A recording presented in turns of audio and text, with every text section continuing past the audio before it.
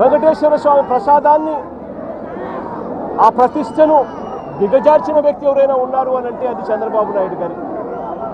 ఒక అబద్ధాన్ని క్రియేట్ చేసి ఆ అబద్ధానికి రెక్కలు కట్టి ఆ అబద్ధాన్ని దుష్ప్రచారం చేసి కేవలం రాజకీయాల కోసం దేవుడిని కూడా వాడుకున్న వ్యక్తి ఎవరైనా ఉన్నారు అని అంటే ఈ ప్రపంచంలో అది ఒక చంద్రబాబు నాయుడు గారు మాత్రమే.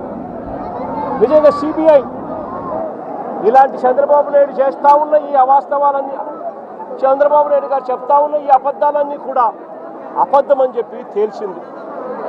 సిబిఐ ఫైల్ చేసిన ఛార్జ్షీట్లో ఏకంగా NDDB national dairy development board research institute సంబంధించిన lab report, NDRI national development research ఇన్స్టిట్యూట్కి సంబంధించిన ల్యాబ్ రిపోర్టు, ఈ రెండు కూడా కేంద్ర ప్రభుత్వ సంస్థలు, రీసెర్చ్ ఇన్స్టిట్యూట్స్. వీళ్ళు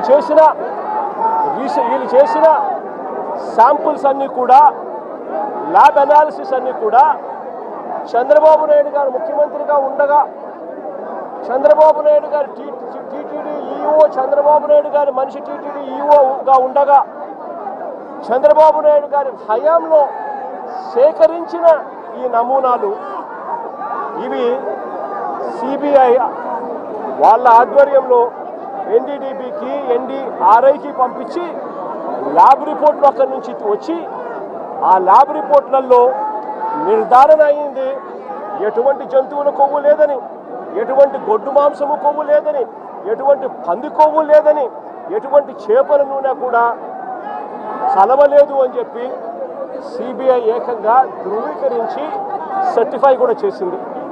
ఆ ఛార్జ్షీట్లో సిబిఐ అదొకటే చెప్పలా.